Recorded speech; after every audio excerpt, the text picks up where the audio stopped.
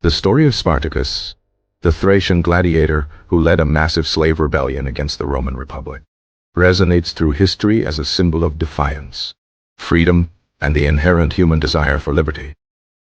Born in Thrace, a region encompassing parts of modern-day Bulgaria, Greece, and Turkey, Spartacus's early life remains shrouded in obscurity, pieced together from fragmented historical accounts, and later Roman propaganda aimed at demonizing him. Some accounts suggest he was a soldier in the Roman army, potentially captured during military campaigns against Thracian tribes and sold into slavery, a common fate for defeated warriors.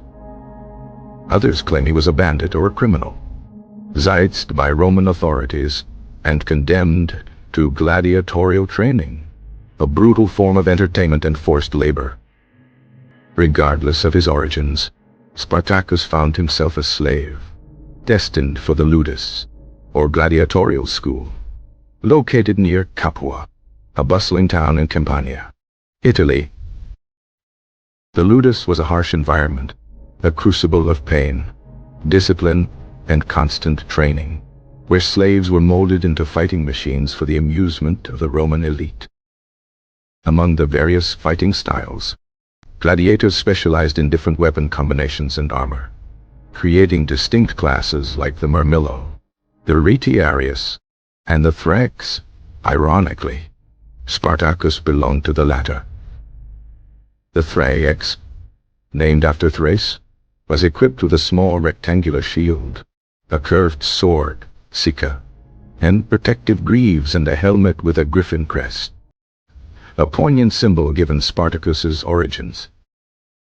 Life as a gladiator was precarious.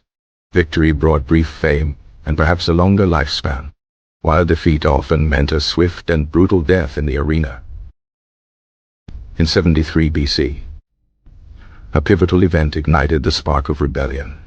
A group of gladiators, including Spartacus, conspired to escape their captivity. Led by Spartacus, along with Crixus, Awenamos, and Gannicus, other prominent gladiators, they managed to overpower their guards and fled the ludus, armed with makeshift weapons. The initial escape was chaotic, but Spartacus' natural leadership qualities quickly emerged, uniting the escaping gladiators into a cohesive fighting force.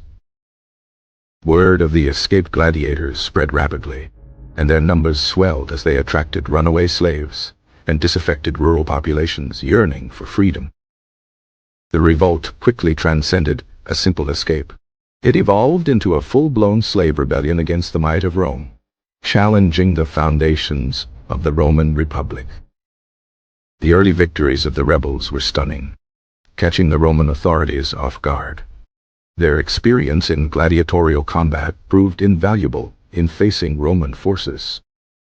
The Roman Senate initially dispatched minor military units to suppress the rebellion, but these forces were easily routed by Spartacus's army, highlighting the gravity of the situation.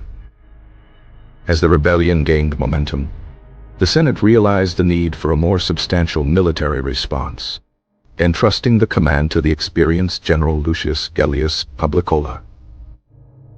Publicola attempted to contain the rebels, but his efforts proved futile, and he was eventually relieved of command due to his inability to effectively combat Spartacus's forces. The next Roman commander assigned to the task was Gnaeus Cornelius Lentulus Clodianus, who also suffered a defeat at the hands of Spartacus's army, further escalating the crisis.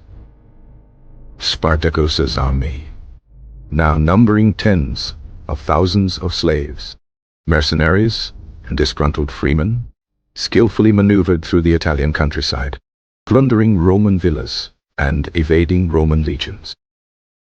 The rebels' victories and plunder fueled their ranks, drawing more slaves and disenfranchised individuals to their cause, transforming them into a formidable fighting force. Internal divisions emerged within the rebel army, with Crixus and his contingent advocating for a more aggressive strategy of raiding and pillaging Roman territory.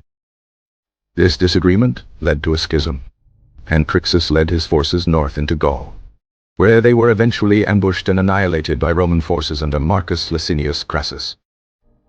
The death of Crassus weakened Spartacus's army, but it also solidified his leadership, as he rallied his remaining forces and continued their southward march towards Italy. In 71 BC, Marcus Licinius Crassus, a wealthy and ambitious Roman politician and general, was appointed to lead the Roman forces against Spartacus. Crassus, unlike his predecessors, proved to be a formidable adversary, employing superior tactics and relentlessly pursuing Spartacus's forces. Spartacus attempted to cross the narrow Strait of Messina to North Africa, hoping to escape Roman pursuit and potentially incite another slave uprising.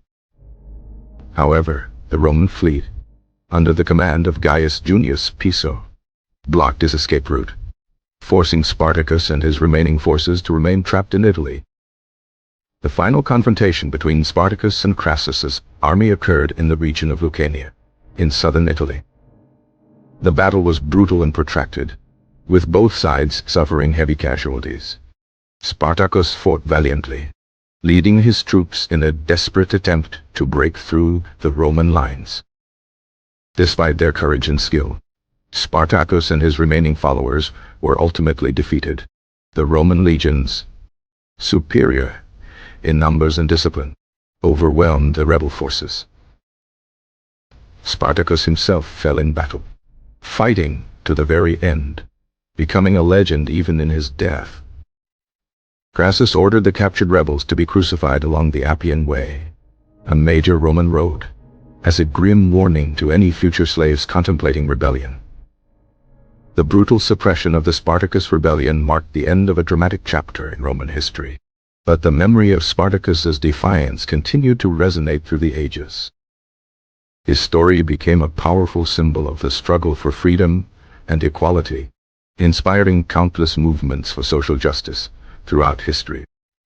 Spartacus's legacy transcends the confines of ancient history, continuing to inspire and challenge us to fight for a more just and equitable world.